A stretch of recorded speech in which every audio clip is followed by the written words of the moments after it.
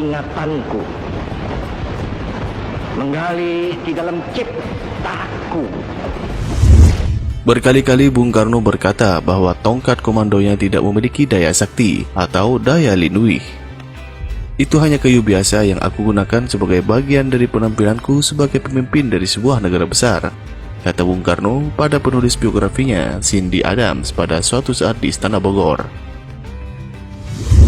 Bung Karno sendiri memiliki 3 tongkat komando yang bentuknya sama. 1 tongkat yang ia bawa ke luar negeri, 1 tongkat untuk berhadapan dengan para jenderalnya, dan 1 tongkat waktu ia berpidato. Namun kalau keadaan keburu-buru dia harus pergi, yang kerap ia bawa adalah tongkat sewaktu ia berpidato. Pernah suatu saat Presiden Kuba, Fidel Castro, memegang tongkat Bung Karno dan bercanda, "Apakah tongkat ini sakti seperti tongkat kepala suku Indian?"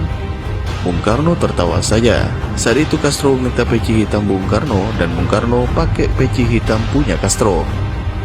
"Pet ini saya pakai waktu saya serang Havana dan saya jatuhkan Batista," kata Castro mengenai pet hijaunya itu. Apakah tongkat Bung Karno itu memiliki kesaktian seperti keris Diponegoro atau Kiai Salak atau keris Aryo Penangsang Kiai Setan Kobar? Wallahu a'lam. Tapi Bung Karno sakti, itu sudah jelas. Peristiwa paling menggambarkan bagi publik Indonesia adalah saat Bung Karno ditembak dari jarak dekat pada saat sholat Idul Adha. Tembakan itu meleset dan ini yang menjadi heboh. Bagaimana bisa penembaknya adalah seorang jago perang terlatih? Kenapa menembak dari hanya jarak 5 meter tidak kena? Di radio saat itu, saat sidang pengadilan penembakan Bung Karno, terungkap saat Bung Karno membelah dirinya menjadi 5. Penembak itu pun sangat bingung mana Bung Karno asli dan mana Bung Karno yang palsu. Kesaktian Bung Karno sebenarnya adalah kesaktian Tiban. Tiban adalah satu istilah Jawa bahwa kesaktian itu tidak dipelajari. Waktu lahir Soekarno bernama Kusno. Ia sakit keras, kemudian diganti nama Soekarno. Setelah sehat, datanglah kakek Soekarno, Harji Dik Romo, datang dari Tulungagung untuk berjumpa dengan Soekarno kecil saat itu. Sang kakek melihat ada sesuatu yang lain di anak ini. Kakek Soekarno sendiri adalah seorang yang sakti. Ia bisa menjilati bara api pada sebuah besi yang menyala. Rupanya di lidah Soekarno ada kemampuan lebih, yaitu mengobati orang. Soekarno dicoba untuk mengobati bagian yang sakit dengan menjilat. Kakek Soekarno tahu bahwa ini kesaktian, tapi harus diubah asal cucunya jangan hanya jadi dukun, tapi jadi seorang yang amat berguna untuk bangsanya.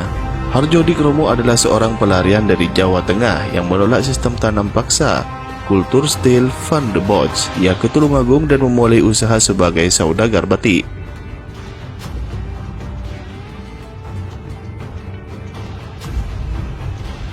Leluhur Bung Karno dari pihak bapaknya adalah perwira perang Diponegoro untuk wilayah Solo. Nama leluhur Bung Karno itu Raden Mangundiwiryo yang berperang melawan Belanda. Mangundiwiryo adalah seorang kepercayaan Raden Mas Purwidikdoyo, salah seorang panglima Diponegoro yang membangun benteng-benteng perlawanan antara Boyolali sampai Merbabu. Setelah selesainya perang Diponegoro, Raden Mangundiwiryo diburu oleh intel Belanda dan ia menyamar jadi rakyat biasa di sekitar Purwodadi. Mungkin akar inilah yang membuat ikatan batin antara Jawa Tengah dan Bung Karno. Seperti yang kita ketahui, Jawa Tengah adalah basis utama Soekarnois terbesar di Indonesia. Mangundiwiryo memiliki kesaktian, yaitu ucapannya bisa jadi kenyataan. Istilahnya yaitu Idu Geni. Rupanya ini menurun kepada Bung Karno. Melihat kemampuan Idu Geni Bung Karno itu, kakeknya Harjo Dik Romo berpuasa siang malam agar cucunya bisa memiliki kekuatan batin. Pada suatu saat, Harjo Dik Romo bermimpi rumahnya kedatangan seorang yang amat misterius, berpakaian bangsawan Keraton Mataram, dan mengatakan dengan amat pelan bahwa cucumu adalah seorang raja, bukan saja di tanah Jawa, tapi di seluruh Nusantara. Kelak, Harjo Dik Romo mengira bahwa itu adalah perwujudan dari Ki Juru Martini, seorang bangsawan dari Mataram paling cerdas. Sejak mimpi itu, kemampuan Bung Karno menjilat dan menyembuhkan langsung hilang, berganti dengan kemampuan berbicara yang sangat luar biasa. Bung Karno sendiri, menurut buku Gibbils, salah seorang sejarawan Belanda, sudah diramalkan akan terbunuh dengan benda-benda yang tajam. Untuk itulah, ia amat takut dengan jarum suntik. Bung Karno sendiri agak paranoid terhadap benda-benda yang tajam. Ketika penyakit ginjalnya amat parah, ia menolak untuk berobat ke Swiss karena di sana pasti akan dibedah dengan pisau tajam. Ia memilih obat-obatan herbal dari Cina. Kembali ke tongkat tadi. Tongkat Bung Karno itu dibuat dari bahan kayu pucang kalak.